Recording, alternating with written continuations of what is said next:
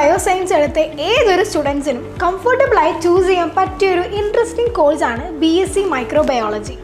പാൻഡമിക്കും corona വൈറസും ഒക്കെ എല്ലായിടത്തും ഉള്ള ഈ കാലത്ത് ഈ കോഴ്സ് അൺയൂഷ്വലായ ഒരു ഡിമാൻഡാണിപ്പോൾ.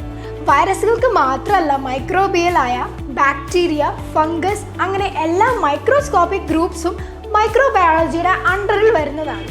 കോഴ്സ് കംപ്ലീറ്റ് ആക്കുന്നവർക്ക് ഹയർ സ്റ്റഡീസിന് പോകാൻ വളരെ നല്ലൊരു ബേസ് തരുന്ന ഒരു കോഴ്സ് കൂടിയാണ് B.Sc മൈക്രോബയോളജി.